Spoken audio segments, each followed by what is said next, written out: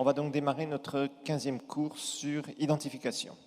Alors, je vous rappelle que c'est le cœur de votre formation cette année et nous avons marqué qu'il y a l'aspect public et l'aspect spirituel de la croix et côté naturel, les évangiles.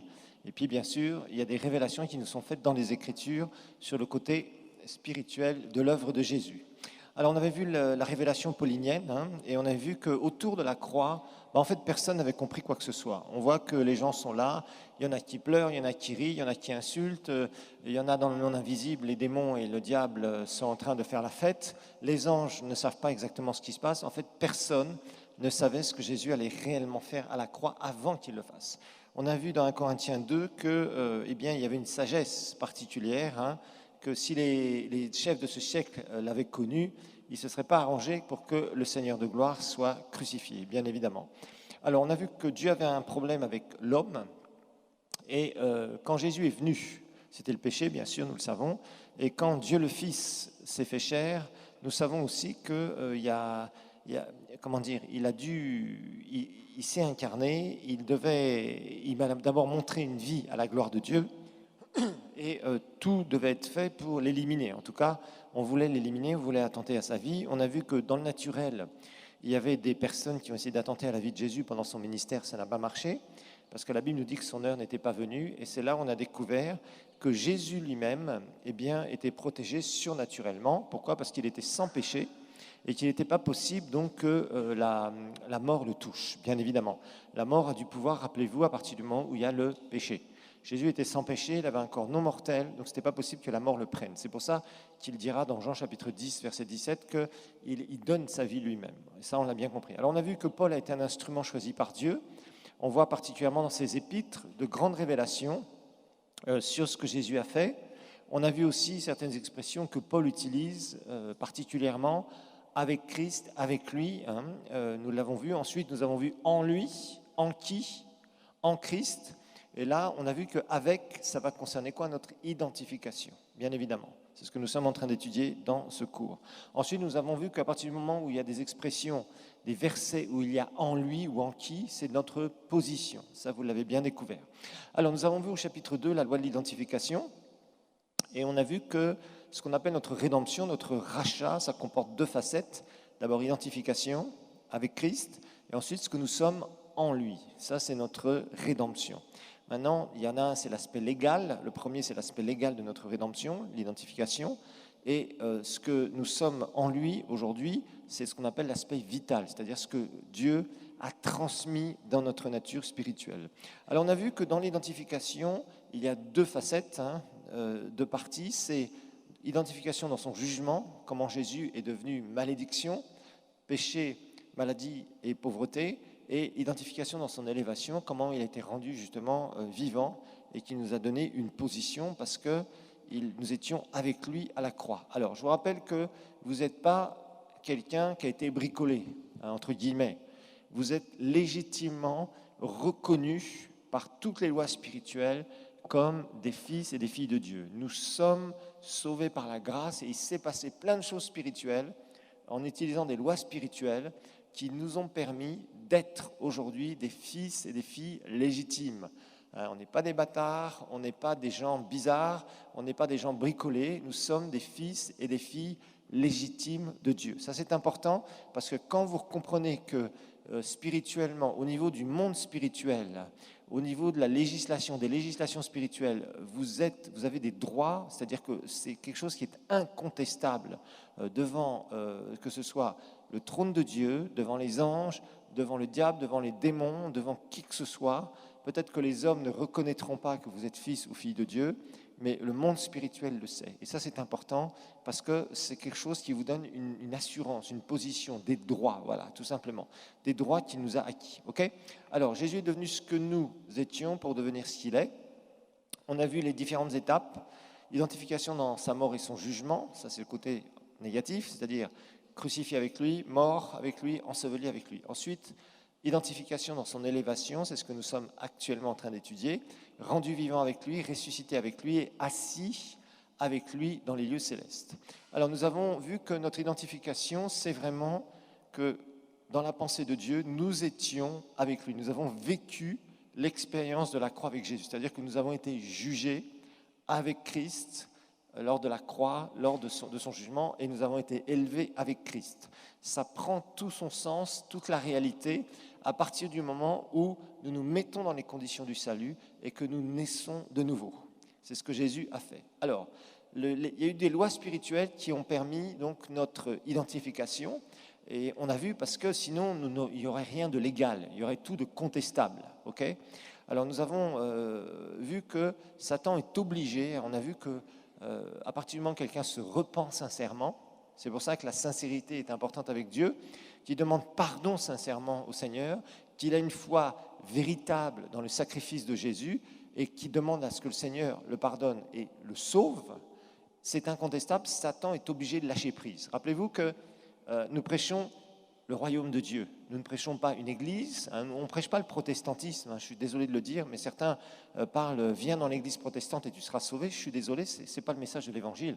Le message de l'évangile, c'est tu dois naître de nouveau, tu dois entrer dans le royaume de Dieu, c'est-à-dire tu dois sortir du royaume des ténèbres, tu dois sortir de la propriété du diable pour entrer et changer de propriétaire et entrer dans le royaume de Dieu. Voilà, ça c'est le message de l'évangile. Et pour cela, comme on l'a vu, il faut une base légale. Alors on a vu que Dieu lui-même, au travers de l'envoi de son Fils, de l'incarnation de Dieu le Fils, lui-même a utilisé un certain nombre de lois spirituelles. Alors on a vu que Dieu s'est fait chair, ça c'est très important à bien comprendre, c'est l'incarnation de Dieu le Fils. Ensuite, on a vu que Jésus s'est dépouillé, Dieu le Fils, s'est dépouillé de ses attributs divins, il les a réduits pour un temps, bien évidemment. On a vu que Jésus aussi avait un corps non mortel, ok. Alors je vous ai expliqué, c'est pour ça qu'il est venu par une vierge, etc., par Marie, etc. Maintenant, je pense que vous avez compris. Ensuite, chapitre 4, on a vu la loi de la substitution, c'est-à-dire que pour être identifié, il a fallu que Jésus puisse prendre notre place. Et on voit bien d'ailleurs dans Ésaïe que tout est tombé sur lui, il a tout reçu sur lui. Voilà. Donc il y a eu cette substitution. Au lieu que ce soit nous qui soient frappés par le jugement de Dieu, ça a été Jésus. Jésus est le rocher frappé du Père. Le Père a dû frapper son Fils pour que nous puissions trouver la vie au travers de son Fils, justement, et lui donner la gloire. Donc on a vu qu'il y a un transfert spirituel qui s'est opéré, et dans Romains 6, on a vu qu'on est devenu une même plante avec lui lors de son sacrifice. Et c'est là où nous avons vu que cette expression est très très forte dans le grec. Alors, ensuite, on a vu que c'est une loi spirituelle rétroactive, l'identification. Ça veut dire qu'il y a des choses qui se sont passées. Jésus est mort pour les péchés. Le jour où Christ est mort pour les péchés, qu'est-ce qui s'est passé? Il est mort pour les péchés passés, c'est-à-dire de tous ceux qui avaient péché, oui, mais aussi de tous ceux qui viendraient et qui pécheraient. Voilà. Donc, on voit que là, entre autres aussi, il y a un temps qui est utilisé, ce qu'on appelle l'aoriste en grec. C'est un temps qui montre clairement qu'une action a commencé à un moment particulier, elle a duré pendant un temps, cette action, et elle s'est achevée. Ça veut dire que l'action s'est arrêtée et elle a des conséquences. Voilà. Alors nous l'avons vu aussi sur la guérison divine.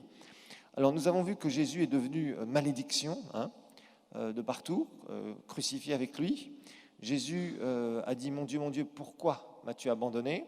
Et on a vu que là, Jésus va mourir une première fois spirituellement. Il va y avoir un transfert.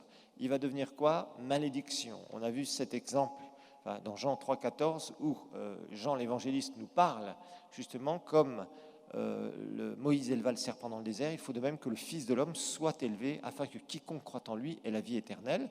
Et on a vu qu'il y a un parallèle dont il parle dans l'Ancien Testament qui est dans Nombre chapitre 21. Quand les Israélites avaient péché, Dieu a envoyé des serpents venimeux, et ils étaient mordus par les serpents, et la seule possibilité de pouvoir être guéris, ça c'est l'image du diable, le diable qui vient mettre son venin, on a vu le péché, et Dieu qui amène la solution, Moïse, l'intercesseur, qui reçoit la solution, et Dieu lui dit, voilà, tu vas te faire un serpent d'airain, cuivre. Le cuivre, c'est le symbole du jugement, nous l'avons vu. Il met ça sur un bâton, et tous ceux qui regardent à ce serpent. Et on s'est dit, mais pourquoi est-ce que c'est une image de Christ? Parce que Jésus est devenu malédiction à la croix, et on voit que l'image est très très forte dans l'Ancien Testament. L'Ancien Testament, nous le verrons, c'est l'ombre des choses à venir, mais les réalités sont en Christ. On étudiera ça aussi plus précisément dans un cours qui s'appelle l'interprétation de la Bible.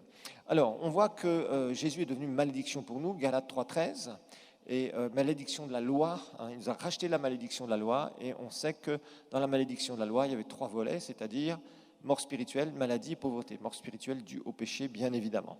Alors, ensuite, nous avons continué à regarder, hein, je vous rappelle aussi, faites attention, dans l'Ancien Testament, il y a un certain nombre de choses qui ne s'appliquent pas plus du tout à nous. Jésus est venu accomplir la loi. Je vous rappelle qu'à l'époque, les histoires de péché et de malédiction se transmettaient de génération en génération.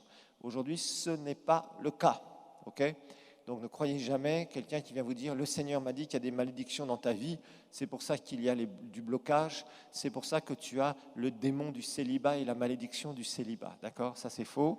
J'espère que vous ne croyez plus ces bêtises-là. Ou des gens qui viennent dans votre maison en disant « Le Seigneur m'a montré qu'il fallait que je fasse du ménage spirituel. » Et ils sont en train de chasser les démons sous les tables, sous les chaises et dans les jardins. D'accord ? Tout ça, n'y croyez pas. Vous êtes bénis en Christ. Ok ? L'important, c'est de vous tenir sur votre autorité et je vais vous montrer ça, comment utiliser le nom de Jésus et pas l'utiliser n'importe comment. Alors, on a vu que donc Jésus va mourir 2 fois à la croix, spirituellement d'abord et physiquement ensuite.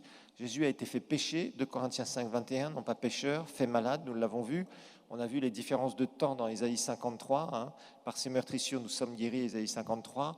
1 Pierre 2, 24, par ses meurtrissures, nous avons été guéris. Le passé, bien sûr, il y en a un qui regarde et qui est prophétiquement transporté à l'événement de la croix, l'autre qui regarde derrière l'événement qui est déjà passé. C'est pour ça que Pierre reprend ce verset d'Ésaïe et il montre le passé. Alors Jésus a été fait pauvreté aussi, et on a vu que l'histoire de Jésus pauvre pendant son ministère, eh bien, c'est pas du tout scripturaire. Alors, maintenant, nous en sommes, nous en sommes, que je ne perds pas dans mes pages parce que j'ai fait un peu de mélange. On va y arriver, voilà, très bien. Alors, chapitre 4, nous avons été ensevelis avec Christ. Et là, on a vu que Jésus, dans Matthieu 27, 50, va pousser de nouveau un grand cri. Alors, on a vu ici que Jésus était soumis. Donc, Jésus va sortir de son corps, comme tout homme, esprit et âme. Je vous avais dit tout au début du cours qu'il s'est passé plein de choses. Ben voilà, nous en découvrons de plus en plus. On sait que à ce moment-là, il va remettre son esprit dans les mains du Père. Pourquoi ? Il va crier « Tout est accompli ». En tout cas, pour mon côté, de ma part, tout est accompli. Je ne peux plus rien faire, Père, de plus. J'ai fait ce que tu m'as demandé. Première phase, montrer comment on doit vivre, comment Jésus, l'amour de Dieu, l'amour du Père, il enseignait qui était le Père. C'était une nouvelle révélation, vraiment. Les Juifs avaient l'habitude d'un Dieu et Jésus leur présente un Père. Et là, au début, ils sont complètement retournés par ses enseignements. Il leur montre comment prier, ils voient l'efficacité, la puissance que Jésus déployait au niveau de la prière. Et puis, il guérit les malades, il fait des offres, hein, parce qu'il n'est pas seulement en train de faire des jolis discours avec des beaux habits dans de belles salles, bien faites, avec des beaux repas. Non, c'est pas ça. Jésus fait des enseignements et il démontre l'évangile, parce que la Bible nous dit clairement que, en fait, l'évangile, c'est pas des paroles seulement. Hein. Non, c'est aussi des actes de puissance. Et ça, il faut bien remettre ça au point, parce qu'aujourd'hui, comme je vous le dis, on a beaucoup de gens qui parlent sur la parole de Dieu, mais des gens transformés, des actes de puissance, on n'en a pas beaucoup, hein, parce que la plupart des ministères veulent uniquement faire une chose, c'est parler, faire des séminaires, et c'est bien de faire des séminaires. Maintenant, Jésus ne faisait pas que des enseignements, il faut être bien clair là-dessus. Je suis un enseignant, c'est le premier des ministères que j'ai reçu de la part du Seigneur. Je suis un enseignant, cet institut biblique vient de mon ministère d'enseignement, mais il faut dire une chose, l'enseignement seulement ne suffira pas pour que les vies soient transformées. L'enseignement permet d'expliquer, permet d'éclairer, mais au niveau de la transformation des vies, il va falloir de la puissance qui soit accompagnée avec la parole de Dieu. Alors, Jésus va sortir de son corps, hein, on le sait, et à ce moment-là, il va descendre ce qu'on appelle dans le sein d'Abraham. Alors, nous avons vu les 2 derniers cours, je dirais, tout ce qui était le schéma, hein, du monde invisible. Donc vous l'avez dans votre syllabus, hein, je vous rappelle qu'il y a le 3e ciel, trône de Dieu, Jérusalem céleste. Tout ce qu'il y a autour de la Jérusalem céleste, c'est le paradis. Tout cela, ça s'appelle le 3e ciel, et c'est là où tous les croyants nés de nouveau, quand ils quittent leur corps, quand ils meurent, vont. Ensuite, on a vu sur la terre, alors je vous rappelle qu'au 3e ciel, il n'y a pas de démons. Satan et les démons n'ont absolument aucun droit de s'approcher du 3e ciel. Les chérubins gardent l'intégrité du trône de Dieu, et partout au 3e ciel, il y a des gardes, entre guillemets, c'est-à-dire les anges et les archanges. Donc Satan et les démons ne peuvent pas s'approcher, n'oseraient même pas s'approcher de la gloire de Dieu. Ils sont trop moches, ils sont trop ténébreux. pour s'approcher de la gloire. Ils ne supportent pas la gloire de Dieu d'ailleurs. Ça, il faut bien le comprendre. Alors sur la terre, c'est nous, les êtres spirituels, qui sont collés sur la terre tant qu'on est dans notre corps, rappelez-vous. Ensuite, autour de ça, il y a un monde spirituel. Il y a un monde spirituel, ce sont les anges. Et aussi, bien évidemment, dans ce monde spirituel, il y a des esprits sataniques, c'est-à-dire des démons avec leur hiérarchie. Rappelez-vous, il y a des hiérarchies angéliques et les démons sont des anges déchus. Donc évidemment, il y a des hiérarchies démoniaques. Alors ensuite, on a vu qu'au centre de la terre, apparemment, d'après ce qu'on comprend, par plusieurs versets que je vous ai montrés, il y a l'abîme. Dans l'abîme, il y a deux sous-ensembles, c'est le Tartaros. Une partie des anges déchus ont été capturés, on l'a vu, enchaînés dans les abîmes des ténèbres, 2 Pierre 2,4. Et ensuite, on a le séjour des morts qui était divisé en deux parties. L'enfer, pour les pécheurs perdus non-croyants de tous les temps, qui continuent d'ailleurs à y aller. Ensuite, il y a le sein d'Abraham. Et on a vu que Jésus a été dans le sein d'Abraham. En tout cas, personnellement, je n'enseigne pas que Jésus a été en enfer. Il y en a qui le font, mais j'ai d'autres questions si on fait ça. Alors, ensuite, on a vu aussi que personne dans l'Ancien Testament ne pouvait aller au ciel. Toutes les visions de l'Ancien Testament, il n'y a personne autour du trône de Dieu. Par contre, dans le Nouveau Testament, les visions que nous avons, eh bien, il y a des gens qui vont au troisième ciel. Alors, Élie et Enoch n'ont pas été au ciel, au troisième ciel. Ils sont morts d'une mort naturelle. Si vous voulez, on peut prendre ici une personne qui peut être volontaire. On peut vous envoyer à 30 ou 40 km en hauteur avec une fusée, et puis on va faire redescendre la fusée, et vous nous direz si vous êtes encore vivant. D'accord ? Parce que si vous montez un peu trop, il n'y a plus d'oxygène, il n'y a plus rien. En fait, ils ont eu des morts physiques un peu particulières quand ils ont été enlevés. Enoch et Élie, mais ils n'ont pas été au troisième ciel. Sinon, ça voudrait dire que Jésus est mort pour tout le monde, sauf pour Enoch et Élie. Voilà, tout simplement. Ça voudrait dire qu'il pouvait y avoir des gens, tous sont pécheurs, sauf Enoch et Élie. Vous voyez, donc c'est pas possible. Donc c'est clair qu'ils ont été... ils sont morts d'une mort un peu particulière, on est bien d'accord. Hein, je vous dis, si on prend une fusée, hein, on prend un volontaire ici, on l'envoie très haut à des dizaines et des dizaines, voire des centaines de kilomètres, vous allez mourir. Pourquoi ? Parce qu'il y a un manque de pression, il y a un manque d'oxygène aussi, et vous allez mourir directement. Donc vous allez quitter votre corps. Mais si vous êtes sauvé, vous irez au troisième ciel. Alors maintenant, troisième partie, notre identification. Oui, il y avait une dernière page, oui c'est ça. Alors je vous ai montré que concernant Christ et ceux qui croyaient dans un Messie, parce qu'on s'est posé la question, et c'est une question légitime, on se dit, voilà, ceux qui venaient avant Jésus, ils allaient où ? Ils ont été tous en enfer, tant pis pour eux. Non, pas du tout. Sinon, ça serait terrible, imaginez-vous. Non, ils ne peuvent pas aller au ciel, parce que de toute façon, ils croyaient en Jésus. Abraham, tant pis pour lui, hein, il reste toujours dans le sein d'Abraham. Non, il y a quelque chose qui s'est passé. D'ailleurs, la parole de Dieu nous montre que Jésus a libéré les captifs. Voilà, tout simplement. Et c'est clair qu'il est descendu dans les régions inférieures de la terre, nous dit la parole de Dieu. Et c'est clair que ceux qui sont captifs, qu'il a libérés, c'est ceux qui croyaient dans l'Ancien Testament, qui attendaient le Messie, mais qui n'avaient pas accès directement lorsqu'ils mouraient, comme vous et moi, c'est-à-dire au ciel. Voilà. Alors, on est dans la troisième partie, notre identification dans son élévation. On a vu le terrible mensonge de la sorcellerie, hein, qui dit que des sorciers peuvent faire ressortir, en invoquant l'esprit des morts, peuvent faire ressortir les morts. Je vous ai montré que ça, c'est un des plus gros mensonges de la sorcellerie. En aucun cas, quelqu'un peut faire ressortir l'esprit d'un mort. Pourquoi ? Dieu contrôle parfaitement les esprits humains. Si vous n'êtes pas convaincu, relisez bien l'Écriture partout et vous verrez que Dieu contrôle le monde invisible des esprits humains. Soyons bien clairs. Un esprit humain, quelqu'un qui quitte son corps, ne se promène pas. Il est soit au troisième ciel, comme aujourd'hui, si on est sauvé. Si on n'est pas sauvé, on va en enfer, c'est une prison. Et avant, ceux qui croyaient, qui attendaient un Messie, allaient dans le sein d'Abraham, donc l'autre partie du séjour des morts. Okay ? Mais en aucun cas, vous pouvez soutenir une théologie où des morts ressortent et se promènent autour de la terre. Et encore moins avec des sorciers qui pourraient, par des esprits sataniques, faire sortir ces esprits humains. Ça voudrait dire que Satan aurait le contrôle de ces endroits-là. Je suis désolé, parce que Satan lui-même ira à un moment dans l'abîme. Dans l'Apocalypse, c'est très clair. Okay ? Vous allez me dire pourquoi il n'y va pas plus tôt. Il y a des temps, je ne sais pas, on n'a pas pleinement la raison, mais on verra qu'au début du millénium, dans l'Apocalypse 20, si mes souvenirs sont bons, Satan sera enchaîné. Voilà. Alors si Satan avait le contrôle de tout ça, de ce monde invisible-là, eh bien, je ne vois pas comment on pourrait lui dire tu vas être enchaîné et on va te mettre dedans. Voilà.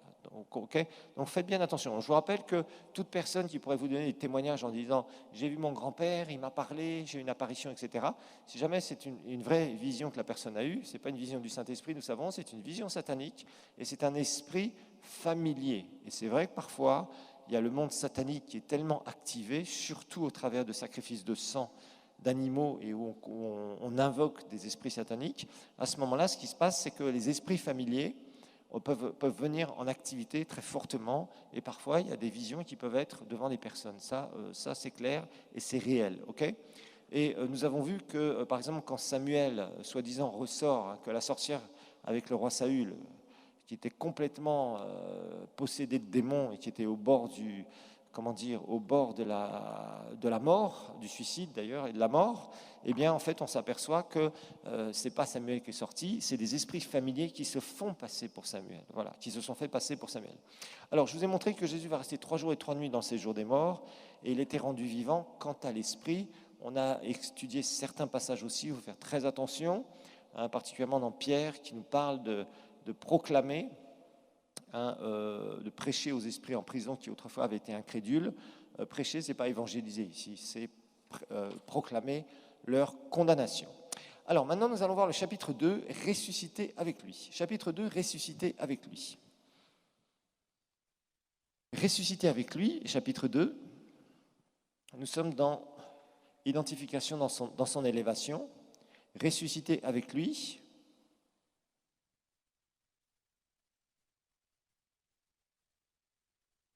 Alors, la résurrection de Jésus, ça va être l'événement, je dirais, le plus important qui s'est passé et qui ne se passera jamais concernant donc l'histoire de l'humanité, même l'histoire de l'univers.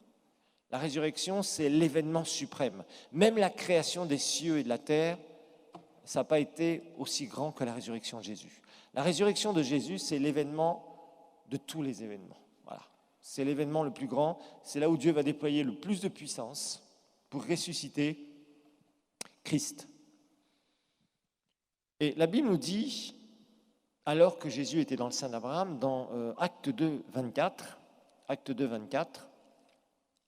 rappelez-vous, Acte 2, c'est le premier sermon d'évangélisation, très intéressant. C'est pour ça que, vous savez, il faut toujours, peut-être que certains parmi vous, vous avez des gros arrière-plans religieux, on vous a raconté beaucoup de choses sur l'évangile, où on vous a, peut-être étant tout jeune, on vous a mis dans des écoles du dimanche, on a essayé de vous dire beaucoup de choses. Revenez à la simplicité de l'évangile, du message de l'évangile. Si vous voulez voir comment l'Église du 1er siècle fonctionnait, très simple, vous allez dans les Actes des Apôtres. Vous regardez quel message il prêchait, vous regardez qu'est-ce qu'il faisait. Voilà. Et ça vous montrera exactement le message de base. Voilà. Après, tout ce qui a été rajouté, c'est la religion, c'est les hommes qui ont trafiqué. On a christianisé. Voilà. Christianisé, ça veut dire qu'on a amené un Dieu qui s'appelle Jésus-Christ. Et on a dit, il faut croire en lui simplement. Et on a dit aux gens, maintenant, c'est ce qui s'est passé beaucoup en Europe à l'époque, après le IIIe siècle. On verra ça à partir du IIIe et IVe siècle avec l'empereur Constantin et ses suiveurs. Ils ont voulu faire un empire romain et ils ont christianisé l'Europe, entre guillemets. Après, on a essayé de christianiser l'Afrique, l'Amérique, etc. Et on venait avec des gens qui parlaient et on disait, voilà, la sorcellerie, l'animisme, vous vous en écartez, maintenant vous devez vous christianiser. C'est-à-dire souvent on a amené une religion à la place d'une autre. Voilà, c'est ce qui s'est passé dans beaucoup de territoires. Bon, mais la Bible ne nous parle pas de christianiser, la Bible nous parle de prêcher le royaume de Dieu. C'est pas la même chose, ok ? Et c'est là où justement il y a eu une grosse ambiguïté. Alors c'est pour ça que souvent il vaut mieux revenir à la base. Qu'est-ce qu'on prêche dans les actes ? Qu'est-ce qu'on fait comme œuvre dans les actes ? Comment on démarre les églises dans les actes? Comment sont les ministères? Qui amène les ministères dans les actes? Ça vous apprendra beaucoup de choses. Donc, vous savez, souvent, quand on commence à évoluer dans la vie, il est bon de revenir aux racines. Et les racines du vrai évangile, les racines du royaume de Dieu, de la nouvelle alliance, vous les trouverez facilement dans les actes des apôtres. C'est 30 ans d'histoire de l'Église. Alors, acte 2, verset 24, il est dit Dieu l'a ressuscité en le délivrant des liens de la mort parce qu'il n'était pas possible qu'il soit retenu par elle. Il n'était pas possible qu'il soit retenu par elle. Alors, il va y avoir, on a vu que le Saint-Esprit, rendu vivant avec lui, nous l'avons vu au chapitre précédent, le Saint-Esprit va venir visiter le sein d'Abraham et va infuser la vie à nouveau spirituelle dans Christ. Nous l'avons vu. Il a été rendu vivant quant à l'Esprit, je vous le rappelle. Et là, c'est clair que c'est dans le sein d'Abraham où le Saint-Esprit a visité Christ. Et là, Jésus va revenir dans son corps. Il va sortir miraculeusement, bien sûr, du sein d'Abraham et il va ressusciter. Alors, on regarde en Acte 13. Acte 13, une résurrection, c'est d'abord une mort constatée. Parce qu'il y a des gens parfois qui disent « j'ai prié pour quelqu'un, il est ressuscité ». Mais qu'est-ce que tu sais si la personne était vraiment morte? Il y a parfois des témoignages, vous savez, qui sont un peu ambigus. Si un jour vous priez pour quelqu'un et vous croyez qu'il est ressuscité, vous savez ce que vous faites? Vous demandez à la personne, ok, tu dis que tu étais mort. Ok, dis-moi ce qui s'est passé. Parce que quand quelqu'un meurt, il n'est pas dans le coma. Il y a une différence. Quelqu'un qui est dans le coma, son esprit et son âme sont encore dans son corps. Amen. On expliquera clairement ce que c'est qu'une résurrection. Une résurrection, c'est quelqu'un qui est capable de témoigner. Il dit voilà, j'étais mort, je me suis vu sortir de mon corps était là, je l'ai vu, et maintenant il dira j'ai été au 3e ciel. On verra qu'il n'y a personne dans l'Écriture qui était en enfer et qui est ressuscité d'entre les morts. Faisons attention. Ok, on va en discuter de ça, parce qu'il y a des idées. Je sais que vous avez des croyances parfois qui ne sont pas bonnes, parce que, ou alors vous ne posez pas trop de questions, vous avez lu un bouquin quelque part, vous avez entendu un témoignage ailleurs. Ok, on va voir précisément ce que c'est qu'une résurrection. Mais une vraie résurrection, c'est quelqu'un qui vivait dans son corps, il meurt, et quand il meurt, il va voir des choses. C'est très clair. Kenneth Hagin, il a raconté comment il est mort. Ça lui est arrivé une fois. D'ailleurs, il a crié à Dieu, il commençait à sortir de son corps, il n'était pas encore sauvé, il a hurlé à Dieu, et le Seigneur l'a sauvé à ce moment-là. Il était en train de partir. Il sentait qu'il partait de son corps, qu'il s'élevait de son corps. Et il a eu aussi d'autres expériences comme ça, où le Seigneur l'a amené à vivre certaines expériences. Et il a été au 3e ciel aussi, il a vécu être ravi en esprit, il l'explique très bien. Je vous conseille fortement, si vous arrivez à trouver ce livre, le livre de Kenneth Hagin, « Je crois aux visions ». Je crois aux visions, il explique beaucoup de choses qui sont réelles. C'était un vrai prophète de Dieu, lui, ce n'était pas un pili-pili.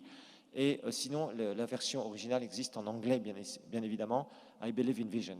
Et c'est vraiment un très, très bon livre qui vous montre ce qui se passe. Alors, quand une personne meurt réellement, elle sort de son corps. Et elle monte au 3e ciel aujourd'hui, maintenant dans la Nouvelle Alliance. Et là, il y a des gens dans la Nouvelle Alliance qui sont ressuscités. On en a aussi dans l'Ancienne Alliance qui sont ressuscités. Par exemple, Élie et Élisée vont ressusciter des personnes. Rappelez-vous de ça. Okay, on a dans l'Ancienne Alliance des choses comme ça. Et on va voir ce que ça signifie. Mais rappelez-vous, si on parle Ancienne Alliance, une personne qui est morte et qui ressuscite, obligatoirement, on verra qu'elle était croyante et qu'elle allait dans le sein d'Abraham. Okay. C'est pour ça que je ne peux pas te soutenir une théologie où Jésus était en enfer, parce que nulle part dans la parole de Dieu, vous verrez une seule personne qui était en enfer que Dieu a ressuscité par sa puissance. Sinon, ça violerait une loi spirituelle. Et le verset d'Hébreux 9, 27 qui nous dit, ni plus ni moins, qu'il est réservé aux hommes de mourir une seule fois et après vient le jugement. Un pécheur qui est mort ne peut pas ressusciter. C'est clair. Pourquoi? Parce qu'il est en enfer, il ne pourra jamais ressortir de l'enfer, sauf au jour du jugement dernier. Soyons bien clairs. Maintenant, nous avons des exemples de résurrection dans l'Écriture et aussi dans l'histoire de l'Église, de personnes qui, soit dans l'Ancien Testament, étaient dans le sein d'Abraham, ou soit au 3e ciel pour le Nouveau Testament. Ok? Alors, je tiens à faire ces précisions parce que je sais qu'il y a beaucoup de confusion là-dessus. On va noter ça quelque part un peu plus loin. Alors, on a dit acte 13, oui, c'est ça, 33. Dieu l'a accompli pour nous, leurs enfants, en ressuscitant Jésus, selon ce qu'il est écrit dans le psaume 2e, « Tu es mon fils, je t'ai engendré aujourd'hui ». Alors ici, on ne parle pas que Dieu le Fils a été engendré par le Père, hein, qu'il a engendré aujourd'hui le jour de sa résurrection. Non, là, en fait, Jésus va devenir le premier-né de la nouvelle création. Jésus va devenir le premier-né de la nouvelle création. Ça, faut bien comprendre ça. Jésus va devenir le premier-né de la nouvelle création. Nous faisons partie de la nouvelle création en Christ. Mais Jésus va devenir le premier-né de la nouvelle création. Tu es mon fils, je t'ai engendré aujourd'hui. Il parle de la résurrection, bien évidemment, de Jésus. C'était David qui prophétisait. David était roi et prophète aussi. Et Jésus va devenir le premier-né de la nouvelle création. Okay ? Ça, ce n'est pas la divinité. Hein. La divinité n'est jamais née. Okay ? Soyons bien clairs. Fils, c'est une position. Quand on parle de Dieu le Père et Dieu le Fils. Hein. Okay ? Position et rôle. Ce n'est pas une remise en question, je dirais, de nature. Dieu n'a pas de commencement ni de fin. Dieu le Père, Dieu le Fils et Dieu le Saint-Esprit. Donc, quand on parle « je t'ai engendré aujourd'hui, tu es mon fils », ça veut dire quoi? Ça, forcément, il y a un commencement, ça nous parle au niveau du corps. Et ça nous parle que Jésus est le premier-né de la nouvelle création. D'accord? Important à comprendre, le premier-né de la nouvelle création. Nous avons suivi, voilà. Je ne sais pas quel numéro vous êtes, je ne sais pas non plus. Peut-être 859 millions, 2 milliards, je ne sais pas trop combien, il y a de gens nés de nouveau depuis que Jésus est ressuscité d'entre les morts. Mais on doit avoir un numéro dans le ciel, d'accord? On est enregistré dans le ciel, ne vous inquiétez pas. Avec quel numéro? Dieu ne nous l'a pas encore révélé. Peut-être qu'on le saura un jour. Alors, rappelons-nous donc, il y a dans Hébreux chapitre 1, verset 5, hein, parce qu'il y a ces versets des fois qui nous dérangent un peu. Hein, je t'ai engendré aujourd'hui. Ah, alors les témoins de Jéhovah vont courir en disant, ah ben vous voyez, Jésus était un simple homme, Jésus était une sorte d'archange qui s'est incarné. Non, pas du tout. Regardons Hébreux chapitre 1, verset 5.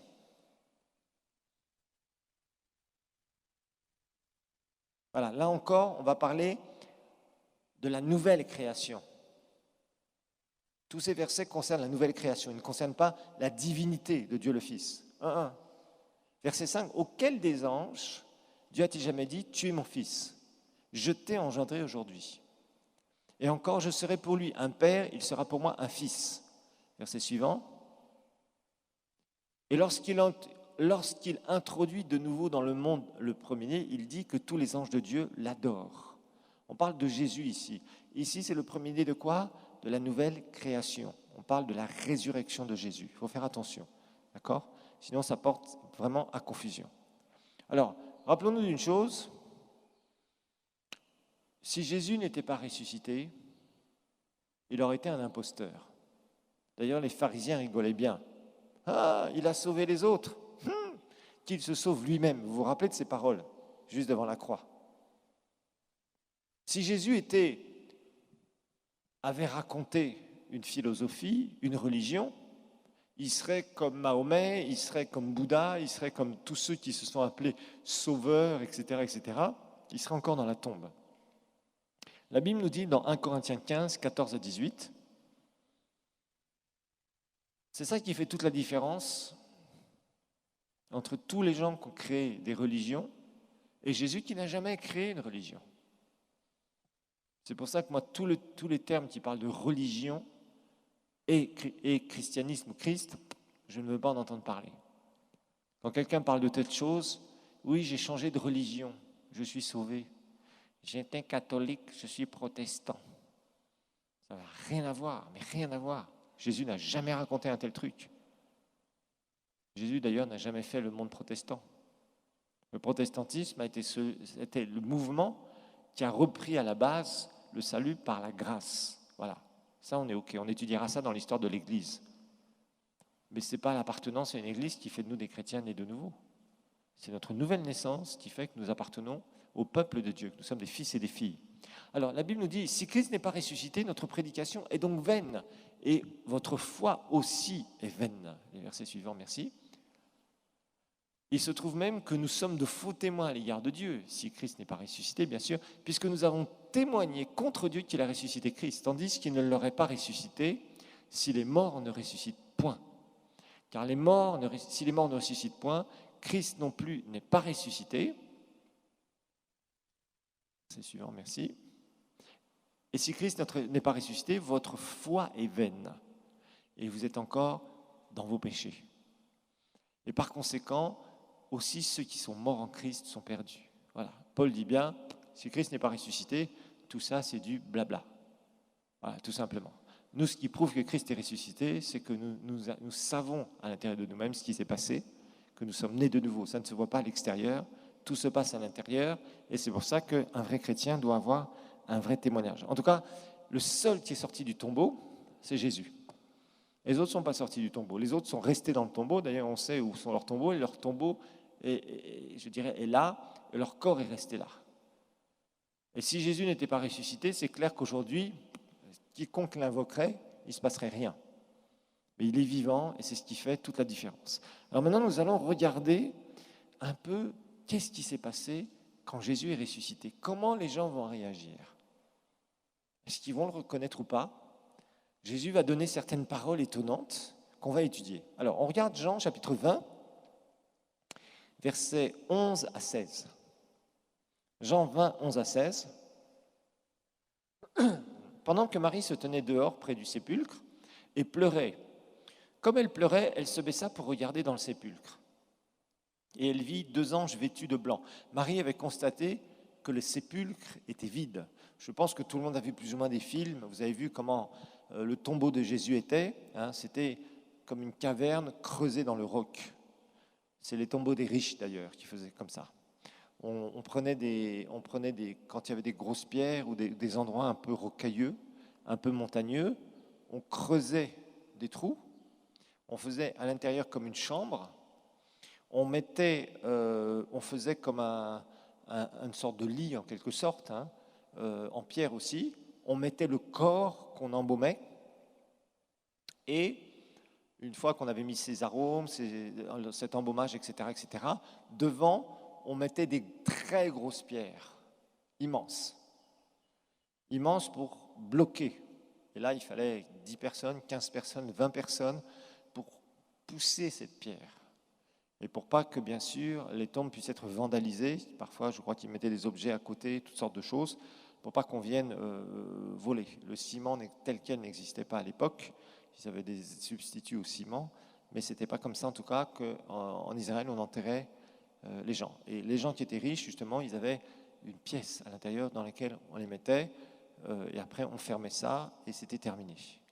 Et le corps restait là, et se décomposait, bien évidemment. Alors, elle vit 2 anges vêtus de blanc, assis à la place où avait été couché le corps de Jésus, l'un à la tête, l'autre aux pieds.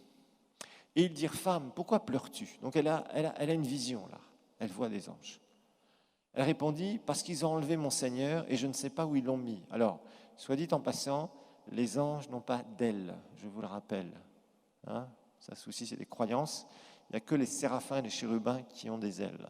Ce sont des créatures angéliques qui restent tout proches du trône de Dieu pour garder l'intégrité du trône de Dieu. Partout où vous verrez que la Bible nous parle de témoignages, d'apparitions d'anges, comme c'est le cas ici, ils ont l'aspect d'un être humain, mais ils rayonnent, bien évidemment. En disant cela, alors on va revenir au verset 13, parce que j'ai fait une parenthèse, revenez au verset 13, merci. Ils lui dirent, donc les anges, femme, pourquoi pleures-tu? Elle a répondu, parce qu'ils ont enlevé mon Seigneur, et je ne sais où ils l'ont mis. Vous voyez, elle ne dit pas, ah, j'ai une apparition d'ange. Non, absolument pas. En disant cela, elle se retourna, elle vit Jésus debout. Regardez bien, elle vit Jésus debout, mais elle ne savait pas que c'était Jésus. Regardez bien. Verset suivant. Elle ne savait pas que c'était Jésus. Jésus lui dit, femme, pourquoi pleures-tu? Qui cherches-tu? Elle pensait que c'était le jardinier.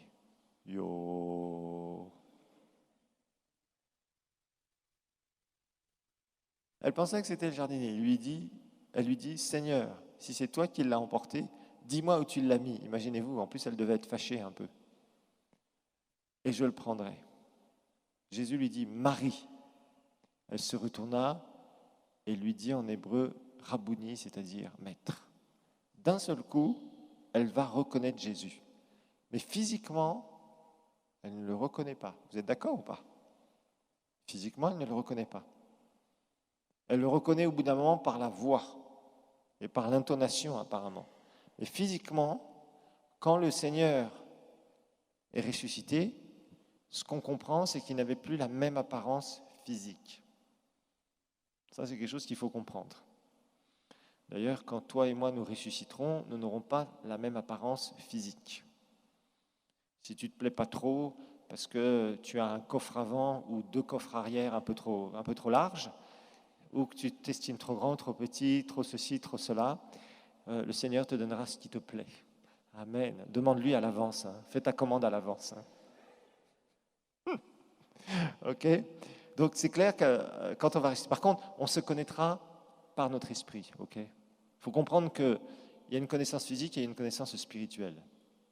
C'est clair que dans le sein d'Abraham, parce que c'est souvent une question que les gens ont, est-ce qu'on va se reconnaître quand on sera au ciel? Blablabla. Bien sûr qu'on se reconnaîtra. Vous savez, on est tellement embêtés parce que, comme je le disais, je crois que je vous l'ai dit au cours précédent, vous voyez, ce monde a été assujetti au péché, à la corruption du péché. Alors, on est complètement, tout ce qu'on voit, tout ce qu'on perçoit par nos cinq sens, quelque part, c'est tordu à cause de la corruption du péché.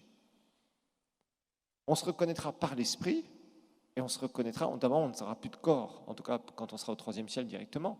Rappelez-vous que le troisième ciel, ça ne sera pas une finalité pour nous. Oui, je le dis, le troisième ciel n'est pas une finalité. Lisez la fin de l'Apocalypse. Nous vivrons sur la propriété de Dieu dans son royaume.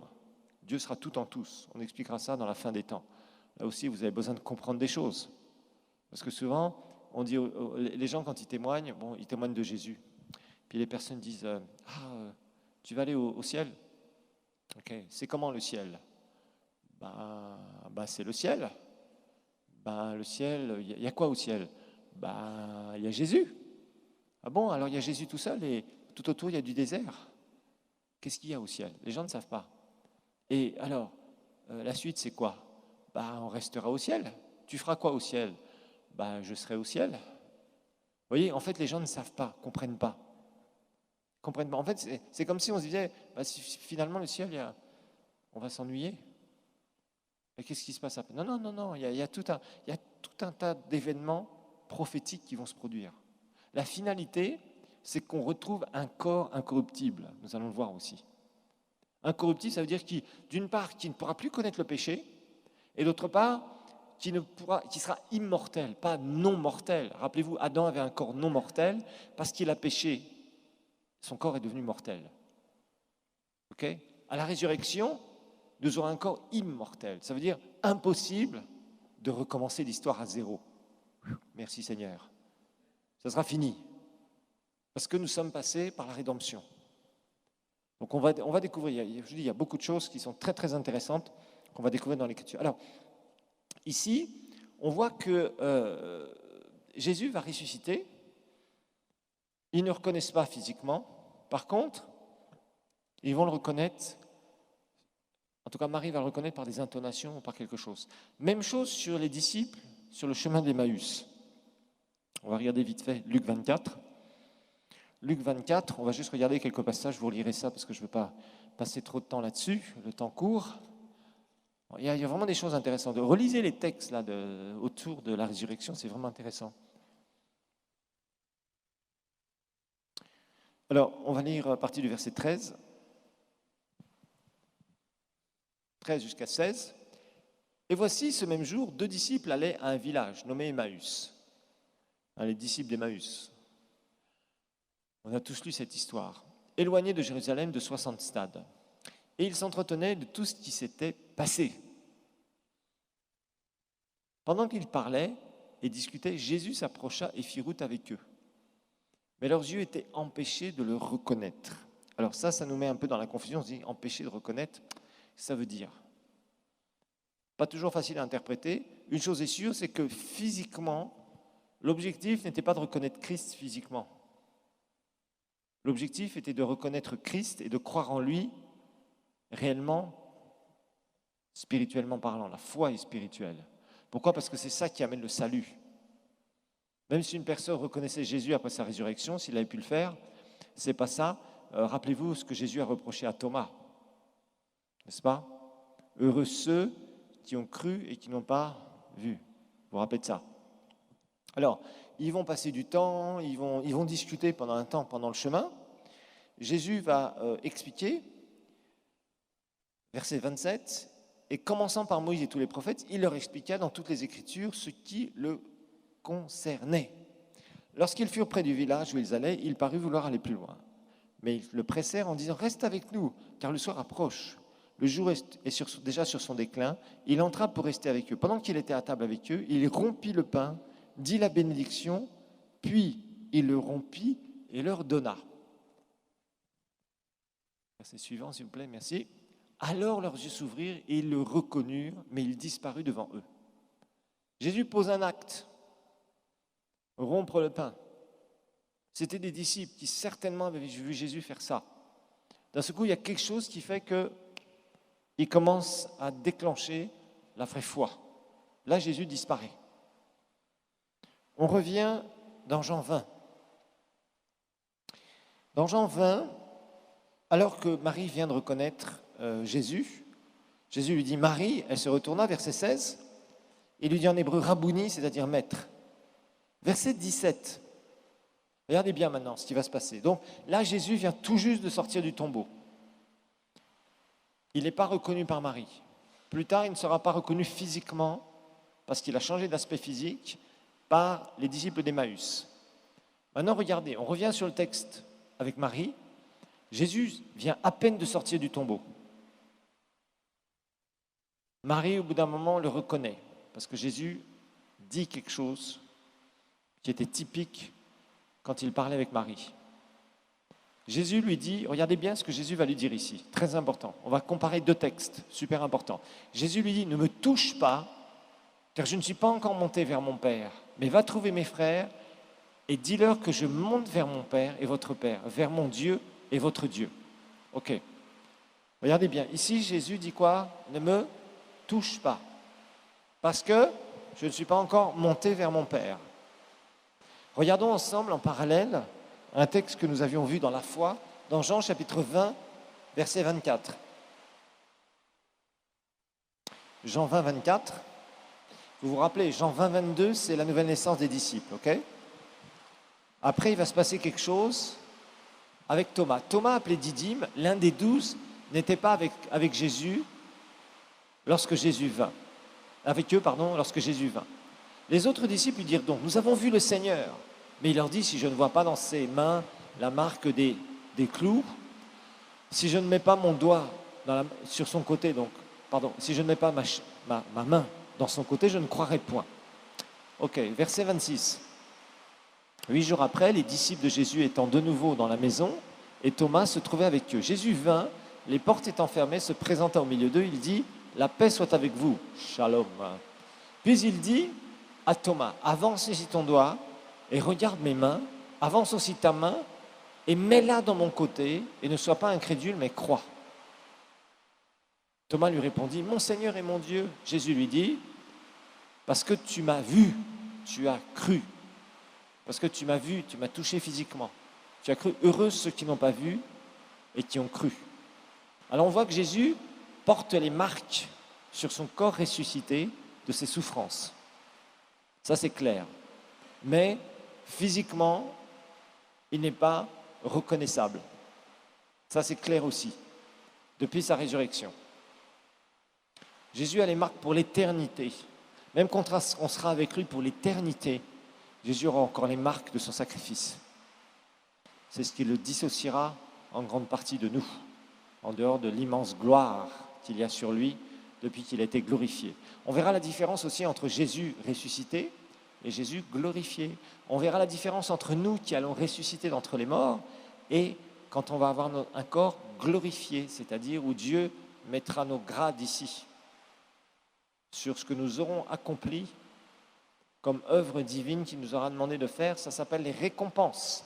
Le salut est gratuit, nous sommes sauvés, nous irons avec lui pour l'éternité, mais la position que nous allons occuper dépendra de ce que nous aurons fait dans notre corps. On discutera de ça aussi dans Dispensation. Vous aurez tout un cours pour vous motiver à œuvrer pour lui. Donc on voit entre les deux événements, Le premier événement, Jésus ressuscite tout de suite après la résurrection, 1 heure, 2 heures, 3 heures, on ne sait pas exactement combien de temps. Jésus dit à Marie, excusez-moi, ne me touche pas parce que, quoi? On peut remettre le texte? Parce que je ne suis pas encore monté vers mon Père. Regardez bien ça. Ne me touche pas car je ne suis pas encore monté vers mon Père. Alors nous, quand on lit un texte comme ça, on se dit, oui, oui, oui, oui. Au début des Actes des Apôtres, Jésus dit au revoir à ses disciples et il part au ciel. Attendez. On va découvrir que Jésus, ressuscité, va monter et descendre plusieurs fois du ciel. Aujourd'hui encore, il a cette capacité. C'est ça qu'il faut comprendre. Jésus a revêtu un corps spirituel. Avec notre corps spirituel, on aura la chance, la grâce, le bonheur de pouvoir communier parfaitement avec le Père. Vous savez que la Bible nous dit que nul n'a vu Dieu. Vous avez vu ces versets-là. C'est dans Exode, c'est aussi dans le Nouveau Testament. Mais personne ne peut voir Dieu avec ton corps de chair, là. Si tu t'approchais même à des kilomètres du trône de Dieu, tu exploserais. Parce que la gloire de Dieu, c'est pour ça d'ailleurs quand on prie pour les gens des fois, il suffit qu'il y ait juste un peu de l'onction du Saint-Esprit qui tombe sur eux, bam, leur corps, ils vous disent, je me sentais comme électrifié, d'un seul coup, paf, la puissance de Dieu est tombée sur moi et je me suis senti sans force. C'est ce que la Bible nous dit, dans Daniel par exemple, et dans d'autres passages dans le Nouveau Testament. Notre corps a du mal à supporter l'onction aujourd'hui. C'est pour ça que ce corps, il doit être remplacé complètement. Ton corps ne peut pas supporter l'onction de Dieu et la présence de Dieu fortement. C'est tout petit peu. Et quand c'est un peu trop fort, pouf, tu tombes sous la puissance de Dieu. Alors, pourquoi est-ce que Jésus dit ça à Marie? Et quelque temps après, une semaine environ, un peu plus, eh bien, il va dire à Thomas, viens toucher ici. Touche-moi là, regarde, c'est bien, j'ai bien eu les doigts percés, c'est bien moi.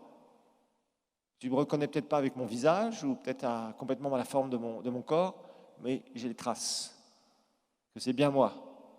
Et je veux voir le côté. Oui, regarde mon côté, c'est pareil. Il y a la lance qu'on m'a plantée.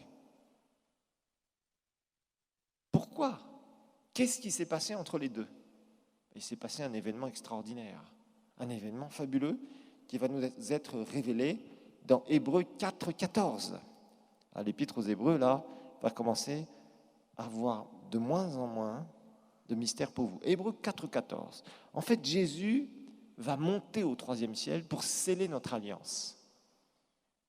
Juste après la résurrection, sa résurrection, Jésus va monter au 3e ciel, juste après la résurrection. Il va ressusciter et il va faire quelque chose d'important, dont on a ce qu'on appelle la préfiguration dans l'Ancien Testament, dans la loi de Moïse. Donc Jésus, il ressuscite et il va monter au 3e ciel pour aller sceller notre alliance. On scelle l'alliance avec quoi? Du sang, absolument. Moïse a commencé à sceller l'alliance de l'Ancien Testament avec quoi? Du sang. Lisez l'Exode. L'Exode, Dieu lui dit de tout faire. Tu prépareras les sacrificateurs, ils seront vêtus de nanana. Tu prépareras le tabernacle, le lieu saint, le lieu très saint. Il y aura un voile entre les deux. Le souverain sacrificateur ne pourra que rentrer dans le lieu très saint une fois par an pour faire l'expiation des péchés du peuple. On en a parlé la dernière fois, le Yom Kippour. Maintenant, c'est ce que les Juifs fêtent aujourd'hui. Tout ça, c'était une préfiguration, c'est-à-dire quelque chose que les Juifs devaient faire dans la loi, qui avait une puissance limitée par leur alliance. Et Jésus va faire la réalité. Jésus ne va pas traverser, comme dit l'Épître aux Hébreux, un tabernacle fait de main d'homme, mais il va traverser les cieux. C'est ça que la Bible va nous dire. Ainsi, puisque nous avons un grand souverain sacrificateur.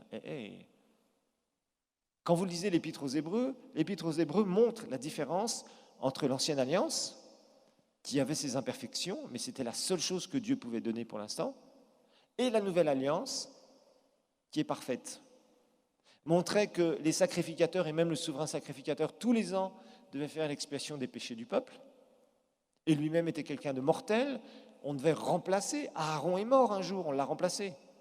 Et après, l'auteur de l'Épître aux Hébreux va nous montrer la supériorité, l'excellence de la nouvelle alliance.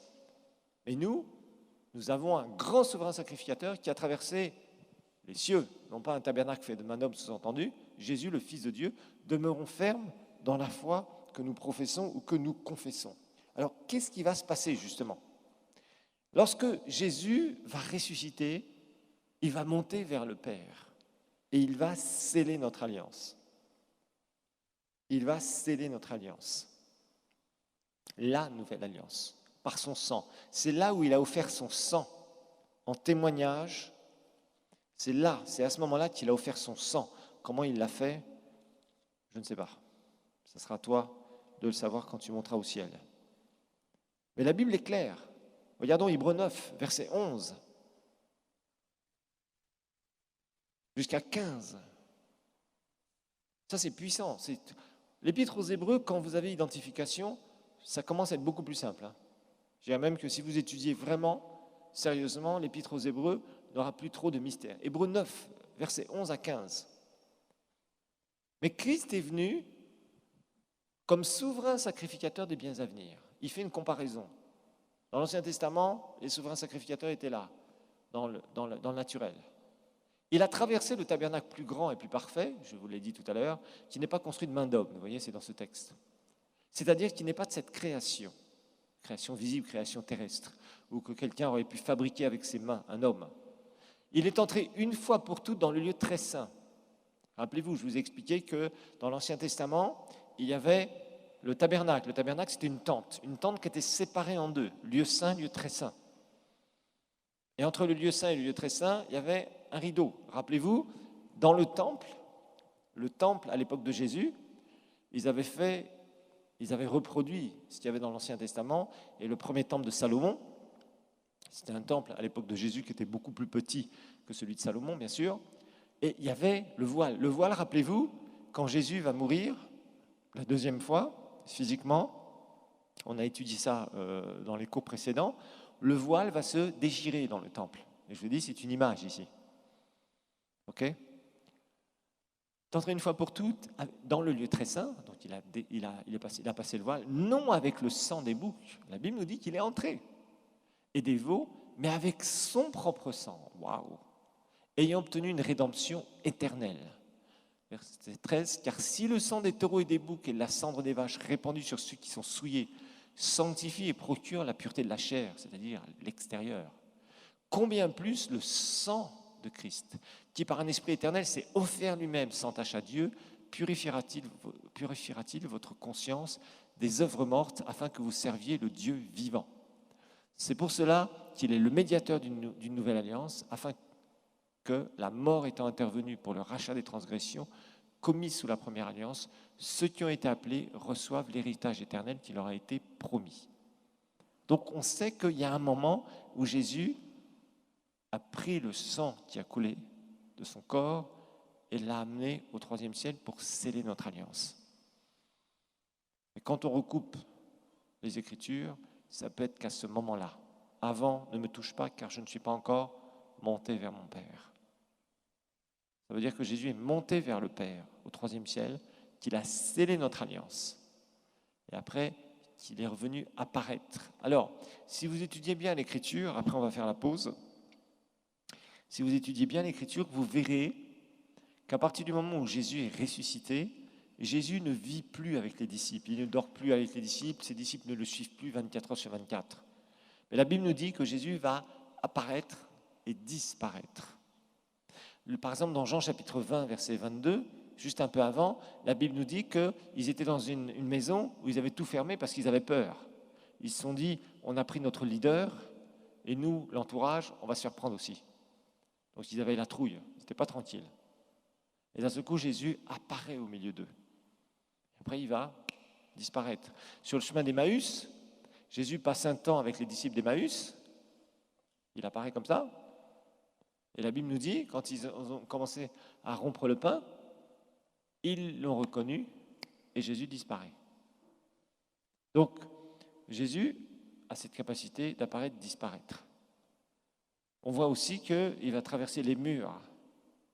Oui, il va traverser les murs. Pourquoi? Parce que quand il apparaît au milieu des disciples, la maison était fermée. Il n'est pas rentré par la porte. Vous voyez? Parce que son corps, c'est un corps spirituel. C'est le même corps que nous aurons quand nous serons ressuscités d'entre les morts. Donc on aura cette capacité à la fois de pouvoir communier avec le monde spirituel, le monde de Dieu, voir le Seigneur face à face, le Père face à face. Personne n'a jamais vu Dieu, parce que nul ne peut voir Dieu et vivre avec son corps mortel. Donc c'est pour ça que Dieu doit nous faire passer par la mort de notre corps. Il nous amène au troisième ciel, et il y a un jour où il va nous ressusciter d'entre les morts. Entre-temps, c'est pour ça que les hommes ne peuvent pas descendre sur la terre aujourd'hui. Ceux qui sont sauvés, qui sont au troisième ciel, ne descendent pas sur la terre, parce qu'ils n'ont pas de corps. Okay? Il n'y a que Jésus qui peut le faire. Alors, dernier verset avant que nous fassions la pause, Romains 3, 25. Romains 3, 25. La Bible nous dit, c'est lui que Dieu a destiné par son sang à être pour eux, pour ceux qui croiraient, une victime propitiatoire. C'est une victime propitiatoire, c'était l'animal qui était sacrifié pour que le peuple ou la personne qui offrait l'animal puisse s'approcher de Dieu, sans que Dieu les foudroie, parce que la sainteté de Dieu ne peut pas voir le péché. C'est pour ça que les démons et le diable ne peuvent pas s'approcher de Dieu et du trône. Afin de montrer sa justice, parce qu'il avait laissé impunis les péchés commis auparavant, au temps de sa patience. Ça va nous parler de ceux que Jésus va libérer du sein d'Abraham. Pour l'instant, ceux qui étaient dans le sein d'Abraham, ils ont été là, ils avaient la foi dans un futur Messie, mais ce futur Messie n'était pas là. Donc ils étaient dans le sein d'Abraham, et leurs péchés n'étaient pas encore pardonnés, et effacés. Parce que pour que quelqu'un naisse de nouveau et ait accès au troisième ciel, il faut qu'il passe par quoi? Le pardon de ses péchés, la purification de ses péchés, qui ne se fait que par le sang de Jésus. Et bien sûr, il ne doit plus avoir une nature de péché, mais il doit recevoir la nature de Dieu. Et ça s'appelle quoi? La nouvelle naissance. Ok? Donc nous allons étudier ça juste après la pause. Et je vais vous montrer comment Jésus, après avoir offert son sang, scellé notre alliance, va purifier les péchés du roi David, d'Abraham, de tous ceux qui étaient dans le sein d'Abraham. Parce qu'il va falloir les purifier, il va falloir les faire naître de nouveau, et il va falloir libérer ces captifs pour qu'ils aillent au troisième ciel. On fait une pause.